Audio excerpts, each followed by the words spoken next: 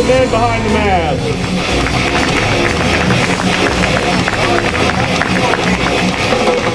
There we go, they're on. During the event, anyone has a question, just raise your hand and I will give you.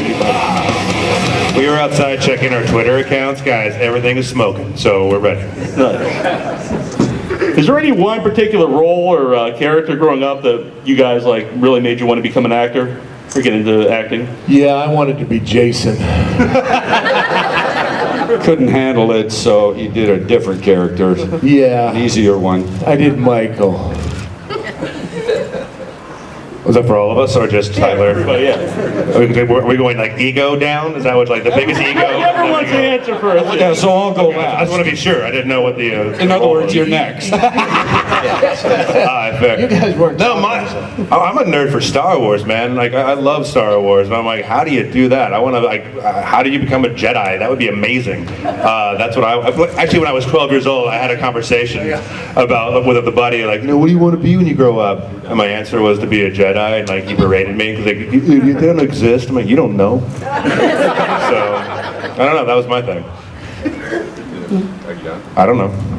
Godzilla. So what I wanted to say was Godzilla. Bam, done. That's what I wanted to be. That's fair. All right. Like the regular Godzilla or like the Shogun Warriors with the shoot off arm and the fake?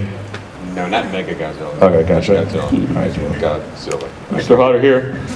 Actually, I always loved Frankenstein, the old classic. Yeah. Unfortunately, I'm older than these motherfuckers, so I like the classic. Just the fact that he never looked like he was in any kind of hurry for anything, which, as you know, I've kind of incorporated into some of my performances, but I just thought it was always a cool thing that it just never seemed urgent and he was going to get the job done, so. But just earlier, you guys were kidding, well, maybe kidding, I don't know, about ego. Did any of that ever come into effect? Like my monster, my movie was cooler than you guys?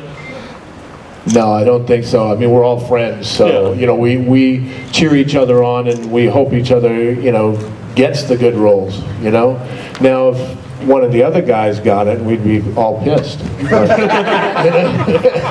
No, we talk about it all the time. It's like for me, like we're all in the same category, and like we're all like what their casting is like. Well, we need big, you know, scary, tough guys or whatever.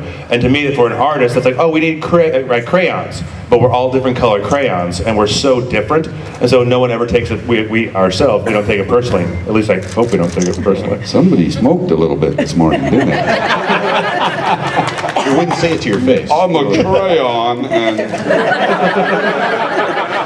Would that be the box of 64 or the box of 128? All right, you guys keep talking. I'm gonna drink my water. All right, do you have an answer, Kane? no.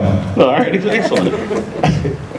What would you say the most physically demanding role or suit you've had to wear? Or seen, maybe? Well, these guys do the heavy lifting in the suits, you know. I mean, I just had to pull on a rubber mask and I could whip it off as soon as I was done, you know. So for Maybe me, it a was particular Michael scene, Myers. yeah. Particular scene? Yeah. Particular scene was killing the nurse in Halloween 2. Yes. Yeah, right? I killed her. She is dead. And she won an Oscar. So I think I'm the only serial killer that killed an Oscar winner. I'll take that, Brett. Everyone else? Kane? Well, I arrested an Oscar winner in Monster, but I played the undercover cop that arrested Charlize Theron at the end. But like he's saying, when you wear a full suit, like the Jason Goes to Hell one for me was the worst because it was, you know, full body head to toe latex, which we're used to, but for some reason it was more dense and extremely hot. It's always hot, but for some reason that one was way worse. I actually had to wear a cool suit underneath a vest that circulated ice water because it was so ridiculous that I couldn't even work for very long in it, and there's no relief from it. You know, they know that once you put the stuff on, you're in it for 16 hours sometimes, and there's no real rest from it. So for me, that was the hardest one. They're all kind of difficult, and you know, especially with, you know, the characters that they played. Not only is it cumbersome, but it's also heavy and stuff like that. So, you know, it's hard, but it's fun. Brian? I wouldn't say it was the two Guillermo del Toro movies I worked on, which was Hellboy and Hellboy 2. I played Samael in the first one, which was arm and leg extensions, big animatronic head with all these serpentines, servos going on, and also in Hellboy 2, Mr. Wink. I mean, what a great character. Probably weighed like 140 pounds. You know, and in that suit, I actually slept with an Oscar winner, so that counts. So, no, or did I? No, just kidding. Who was he? Oh, that hurt my feelings. Derek? Mine is the most difficult job I've done was Hansel and Gretel Witch Hunters with the Edward character, the giant troll and the giant animatronic head. But they always say pain is temporary, film is forever, and you kind of focus on that when you're shooting. And I'm happy they did it all practical effects and not CGI. So I was happy about that. I was going to ask you guys about that, how your feelings on CGI. Does that impact your career? I don't think so. I think it's great that there's a medium between the two of them, of the practical effects and CGI. There's a point where they can be married together and to create the best illusion possible. I don't think there should be like one jumping on either side, going like there should be all this or all that. I think that we're at the point now where we can like bond, and we're all artists, and the artists can come together to create that illusion.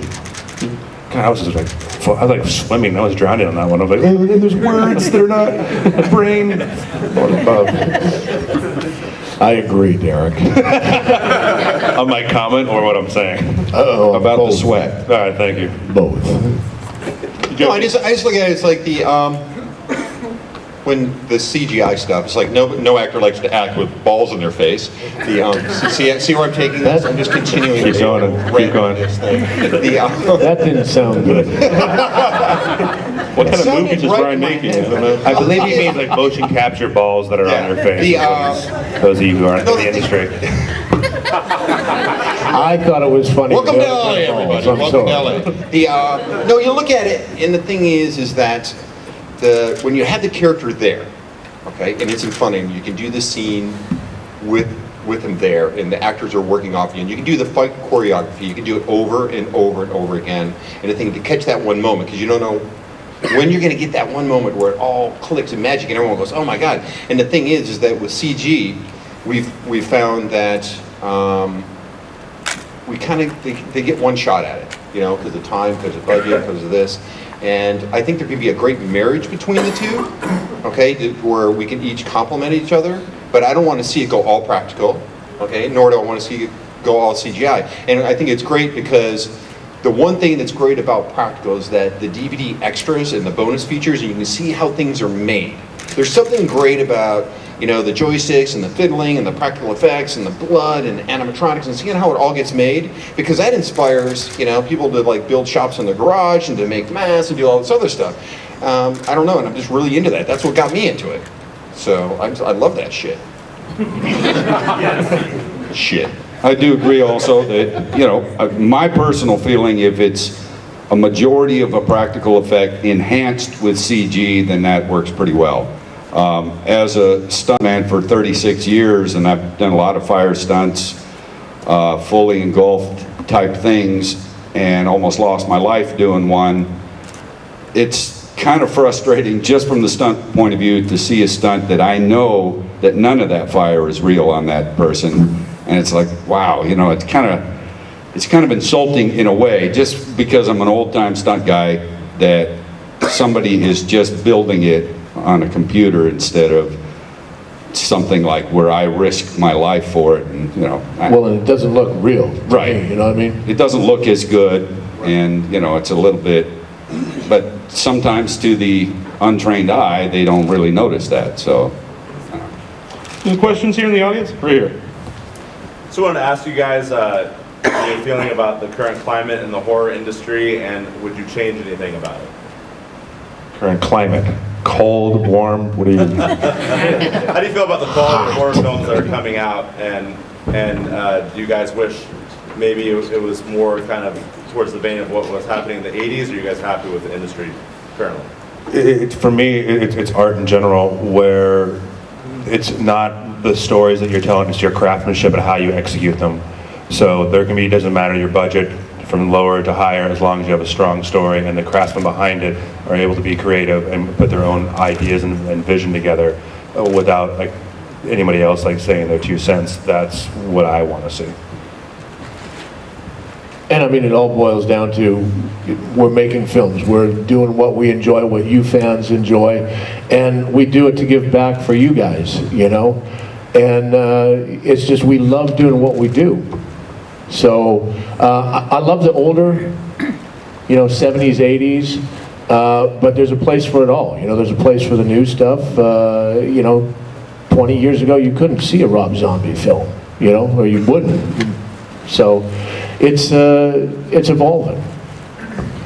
I don't know, my feeling is I grew up, you know, watching the single crazy guy, psychopath, going after, you know, a very select small group of people.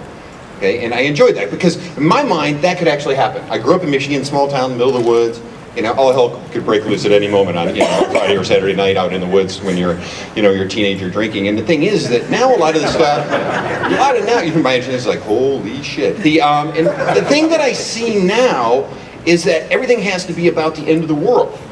You know, it's got to be like, we got to stop these guys, and this is going to happen. And I really appreciate the old time horror, which is about one guy pursuing relentlessly a group of people. No matter what happens, he's going to get them. In a swamp. Yes. Yes, dark swamp, in a swamp. Do you have an answer for this one, Kane? Because I knew you really enjoyed the question. You know, I don't like to complain about the state of horror. It's just, you know, I have always loved horror. I still love it. It goes through changes, evolves, like we said, and there's always differences and different trends and stuff, but I never complain about it as long as horror doesn't disappear, so. Another question? No, you have a green shirt. What is your favorite kill of your career? Favorite kill of your career? Well, mine, like I said already, is the nurse in Halloween 2. So, you guys? Go? Somebody? Anybody? For mine, oh Jesus, there's a couple. For Friday, I love the Aaron Yu, the slow screwdriver, Saving Private Ryman. Ryman? That's my new hip hop group, Saving Private Ryman. Yep, killing it tonight. Today. Yep, continuing. All being caught in video. No, that, but also in Hansel and Gretel Witch Hunters, it was awesome to smash Peter Stormare's face with my foot. That was pretty cool. No one's seen it. They're like, what? There was a scene in Predators where, don't feel bad, don't go there, don't feel, I killed Derek Mears. Whatever.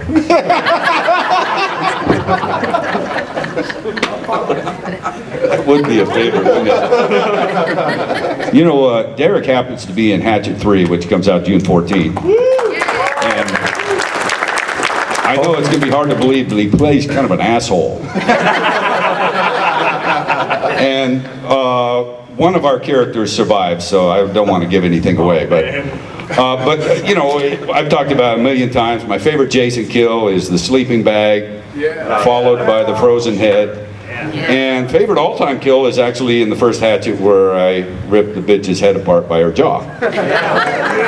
It's creative, I thought. Well, I'd have to say one other one of mine would be when I chokeslammed the guy and stomped on his head outside the bar. That was fun. I always thought they're talking about movies. no, that you know what that happened last night. Again, that kill I always talk about. I loved it because since I wasn't on the set, didn't see any of the shooting, nothing, didn't know anything about it. I was completely caught off guard when the guy's on his back and Tyler's standing over him, and you see his arm move like this. So in your mind, you're thinking, well, that's still the actor. And then he stomps right in his face in the same shot. It was just so effective. I loved it. It's my favorite kill that he's done, for sure. I know in Kane's book he talks about that he likes to, he has a tradition where he urinates in people's rooms, and I was wondering if this goes with the Hold up, what? Or, what? Maybe you guys haven't read the book, but it's actually it's a pretty big part of the book. What? Well, there's some kind of urban legend going around that for each movie where I have multiple kills, I will piss in one of the actors' dressing rooms before they die. So just a tradition. I'm saying it's an urban legend. I'm Like, in the toilet or on the floor? Like you're marking your territory? On their shoes. On the floor. I didn't know autobiography meant urban legend. Didn't you just say you just did Hatchet 3? And Yes. And I haven't said whose Wait a room it was second. yet. That explains a lot. Question in the audience. Right here. If you were able to put on a mask other than one that you've already put on, you would be able to be the man behind anyone else's mask. Which one would you choose? Well, personally, because I played Jason, I did a lot of scenes as Leatherface in Chainsaw 3, stunt doubling RA, and I did one shot as Freddy with the glove coming out of the ground and Jason Goes to Hell. I always wanted to play Michael just because it's an unbelievable character, but unfortunately he did too good of a job and I don't think anybody's going to replace him. So, but that was the one I always hoped for. Tyler? You know, I mean, that's a tough question to ask. I mean, I guess I wouldn't mind being a pinhead, you know? I could do that pretty good, I think. I wouldn't mind. I wouldn't mind. You know, so if you write in and tell them, hey, that'd be cool. I don't know, I guess if I had a choice, if I ever, had a daydream about playing a character, I'd like to play a killer clown at a carnival. I think that would be pretty awesome. Like at the fun house kind of thing, that'd be awesome. That'd be awesome. I myself, I would like to do, I'd like to go back to a classic and do like a Frankenstein, to do something to bring out hit the emotional notes for the character. I would like to do that, I think. I know. You would Keep going. We had another question here. What color, if you could be any crayon, what color would you be? Mr. Bean over here. But, do we have an audience member here? Anyone? Way back here. Did you guys get any, did you guys talk to the other actors that played before you guys? Like, for instance, the original Jason, the original Michael Myers? Did you guys get any that talk? No, I never talked to them, but I did watch their performances. Oh, okay. Yeah. Producers, nobody from the film directors? No, I just basically discussed with Rob what I was wanting to do, and then, we just went out and created the kills and then just destroyed people. Yeah, I have similar circumstances. I watched all the previous movies, all the performances before me, but I had never met any of the guys until we all started doing conventions. But I saw what I liked about different performances, what I didn't think worked, and then kind of tried to do my own deal. So, Is that nerve-wracking at all, though, when you take over like an iconic role? Because all of you have done it. Oh, yeah, hell yeah. I mean, like Halloween had such a fan following, and it's probably a good thing I didn't know how big it was when I took it on. And then, everybody's like, oh, you better do it justice. I'm like, oh, son of a bitch, put some more pressure on me, why don't you? But, hopefully you guys liked it. So, there we go. Yeah. I got one woohoo. Thanks. Now, don't get too excited, damn it. Right here. What's the best way you connect with your fans? Through social media or websites? For me, the best way is coming to these conventions and meeting you guys in person, because without you guys, I don't have a job, and I appreciate everything that you guys do for us, and we just want to give back, But, yeah, I mean, we're all over social media, and Twitter and Facebook and all of that. yeah, definitely the conventions are by far the best because it's really hard to choke somebody through Twitter for me. And,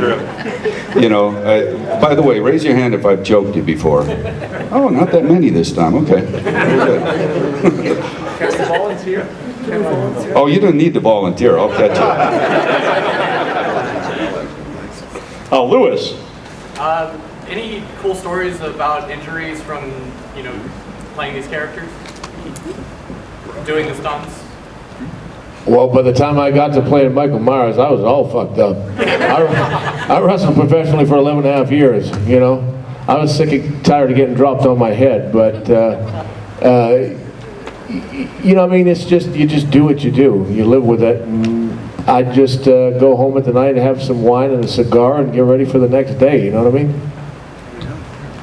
I've had a lot of close calls, you know, doing the Jason stuff, especially part 7, but, you know, nothing major. It's kind of hard. Once you burned yourself almost to death, no other injury seems major.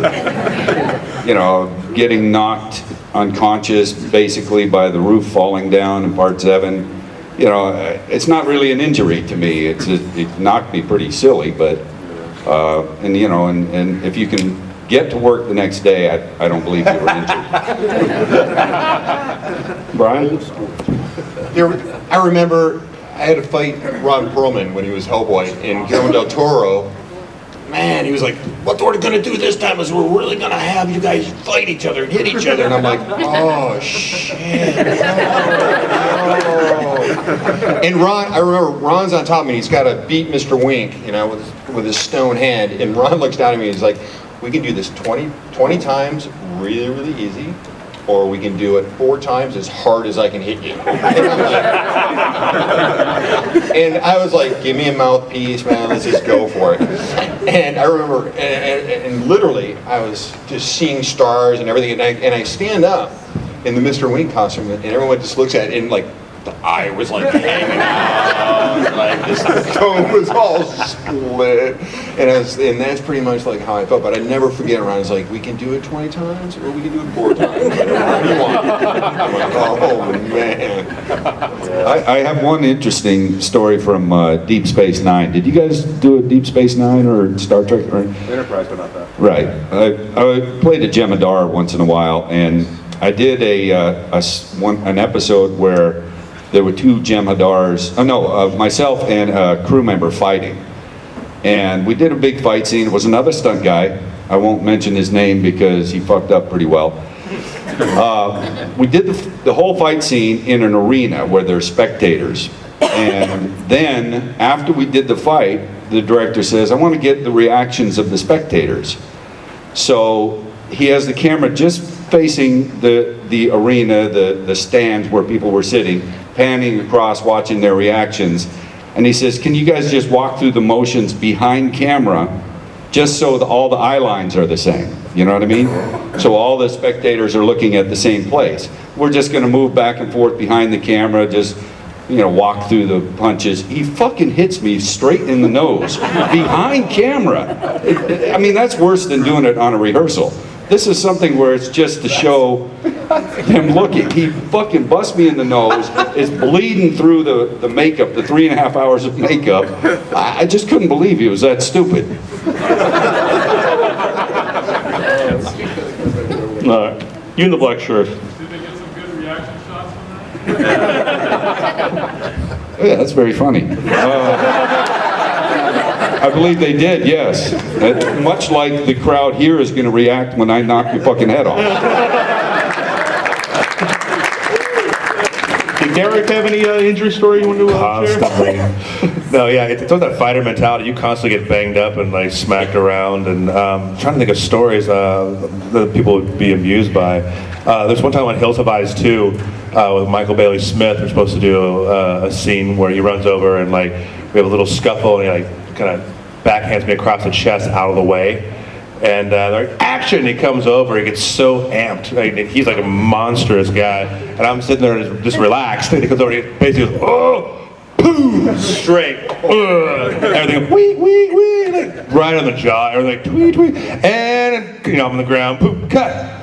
Hey man, good stuff. That felt really good. That felt really cool. And I'm like, you motherfucker. And he's like, what? What's wrong? What's wrong? Oh, you don't remember your giant bear paw smacking me across the face? That's not supposed to happen. What? Are you sure? I'm like, yeah, you think? Yeah, funny. That brings to mind, I did 3 movies with a certain martial arts guy who has a reputation for hurting stunt guys with severe contact. And I did 3 different movies. You would think I would learn after the first one. Don't fight with this guy anymore. But you know, it was they were good movies to work on as a stuntman. So I didn't learn, but he hurt stunt people every time we did one of the movies. And I want to remain professional and not mention his name, Steven Seagal, because I don't think that would be the thing to do. That's funny. But I'm just kidding. Yeah, it's a different mentality with that guy. You got my mentality. I fought him also. I got tricked into fighting him. The mentality was like, oh, we're not stunt fighting. We're really fighting. Don't get knocked out and don't get things broken. All right, deal. Well, I actually do have one. It was the first day with Scout. Just met her. The scene in the basement on the first one. She picks up the knife, and I was waiting for Rob to yell cut. And she follows through with the knife, and it was a real knife, and she stabbed me in the shoulder. Holy crap. Luckily, I had a leather piece. So it was just, yeah, it's true. So, you know, it was like, first scene I ever did with her, and I'm like, ow. I'm going to have like 2 months of hell here. Stunt people will always say, a lot of times, sorry, Brian. No, we're good. That the most dangerous stunt that you can often do is do a fight scene with an actor. Because they always think they're better than they are at fighting, and like Derek said, they tend to overamp. You get all fired up, and then everything goes to shit that you rehearsed, so. In Resident Evil Extinction, I had to do this fight sequence with Mila as I was playing the Tyrant. And we rehearsed this whole thing. She had these swords. And the first take, right out of the gate, kicks me. She couldn't hit me more square in the whole private business. Could you stand and show us that area? It was okay, what area? So here, immediate. No, this it wasn't area. here. It wasn't, it was here. Okay. And it didn't swoop through. It kind of stopped. Okay. Gotcha. Okay. And yeah, everybody's kind of like, but here I am as the Tyrant, you know? And I'm like, what, just, this big badass, and he's like, oh, just a second. Take 2. Do you guys do the same thing? Like you play a lot of physically tough guy like roles or whatnot, and on set, you know, you'll go to war, you'll get drilled, beat up, and thrashed. You'll come home and like everything's fine, like you'll have stairs and all of a sudden, like, yeah, way to go, tough guy, like can't handle the 4 stairs. Oh, you'll hit the corner of a counter, like, fuck, are you kidding me? Yeah, beat me with a tie stick, kick me in the, from my cage fighting, throw a round kick to my face, have teeth knocked up. Oh, awesome, no problem. Now, you pinch me, I'm like, what the fuck, I'll kill you. You bet there. Talking about your fights, I know you guys, Derek and Tyler, fight in compound fracture. Is that like Jason versus Mike Myers? What's going on in that film? Yeah, I started my own production company, and the first picture we did is Compound Fracture. And I needed some big guy to fight me. So I invited Derek over, got him slightly drunk, and I said, hey, you want to fight me? And Derek said, I said, yeah, duh, yeah. And then I said, in a movie. No, yeah, it was fucked up. He was like, hey man, hey, you want to fight me? I'm like, yep. Then he goes, in a movie? I'm like, what? Oh, no, you already said yes, man. You said yes. I'm like, come on. Well, hey, but he did have a lot of fun kicking the shit out of me in that movie. I like that a lot. You know, my wife and I wrote it too, and I was like, wait a minute, how come I'm getting the shit kicked out of me in my own movie? Well, my wife wrote those parts. Radio with the red hair. Hi, if you could switch to the other side and have... What other side? Be one of the victims. Oh, okay, I thought. Past, present, whatever. Oh. Who would be the one person you would want to kill you? Who would you want to be the victim for? Ooh, that's like, wow. Anybody? This is weird. Where's the couch? Holy shit. Who would I want to kill me? Character or actor? Take your pick. That we've worked with or haven't worked with? Doesn't matter. You can go all the way back and say Bela Lugosi. I don't care. Anybody, just any villain throughout time, like who would you want to come after you and be like, Oh, okay. I actually got to get killed by. Oh, that'd be cool. Interesting question. This is deep. Holy crap.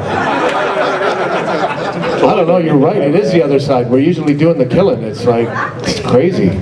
Can we think about this in between other questions? Because this is like, it takes some time. Their minds have been blown. No, does anyone else have another question? Right here. Do you prefer horror movies with happy endings or sad endings? Well, That's a loaded question right there. What do you ask prefer how we happy like our endings? massages? What? I'm happy that I'm sleepy. I mean, it depends on the massage. I mean, the movie. Message. The message in the movie. Yes, the message in the movie. No, I mean, if you want to get deep about it, like story in general, the reason we have story is it all boils down to the reason we all watch story is to let us know that we're not alone. That someone either has it as bad as we do or has it worse than we do, and that's why we relate to it. And that's why most of the films or the ending of the film has a happy ending, because the story of most things, or the moral, shut up, is it's going to be okay. So we could be tough and go, no, we like murder at the end, sad, but we're all human beings, so the humanity in all of us will go, we want a happy ending. Yeah, I mean, I like the puppy that lives at the end of the story. I don't know. I don't know where that's going, but no, if it suits the movie and it fits, I just take and go on that ride that the director and actors are taking you on, and I try and enjoy it. Any thoughts on the previous question? We want to be killed. Can we just like make something up? Sure. Yeah. Alf. Alf? Yep, Alf. Nice. I would pay to see that movie. There we go. Came up. I don't know if any of you guys can beat that one. Papa Smurf. I'd like to be choked out by Kermit. How about that? Okay, this is going totally wrong here. That'd be awesome. Like something that's not like nice. Like, oh, Barney fucking killed the shit out of me. People like, are you kidding me? No, I swear to God, we got in a fight. Like, we were backstage, and that dude fucking got crazy. That'd be awesome. If you're trying to impress somebody and you could just like pick one scene from any movie you've ever done that was like the most badass thing you've done, what would it be? Most badass thing we've ever done. Yeah. These are really deep questions. I mean, we're not. Man. Yeah, right. At least they're not the same ones. That's true. That's true. That is true. I'd have to say for me, just beating the shit out of people on the beach with that mallet and that shield of Troy. And I destroyed that damn horse when it came at me. Chopped legs off of horses. It didn't make the movie, but it was damn fun. I don't know, in Terminator Salvation, playing the T-600, where I had the minigun strapped to my arm and just firing off like 1,000 rounds a minute and just blowing the shit out of everything. Just watching that brass just fall on. I'm kind of getting worked up right now. Aren't I? Yeah! And looking out as you're doing it and all the explosives and everything's going off, I was like, now we're making a Terminator movie. It was pretty cool. You know, I'm not trying to promote the movie, but there's an interesting scene in Hatchet 3 where I kill 8 people, I believe, within like 25 seconds. Wow. So it's Derek knows. It was great. He's not one of them, but he was there. I'm such a fanboy nerd. I'm on the side. I'm sitting in my chair watching the monitor, and Kane's just like, mutilating people. I keep thinking back when I was a kid, loving Friday the 13th, growing up. Going, how the fuck did I get here? This is amazing. You're gonna love the scene between Derek and I. He so romantic. No, really, a lot of tongue, and no, he does an unbelievable acting job within the scene. He really does, and it just sells the whole thing. Well, you got something to say? No. All right. Listen, I'm Nasty Neil from WithoutYourHead.com. Let's hear it for Derek Mears. Thank you guys for coming out. Greatly appreciate your time. Brian Steele. Colin Maine. Thanks, guys. Thanks for coming. King Hodder. Thank you.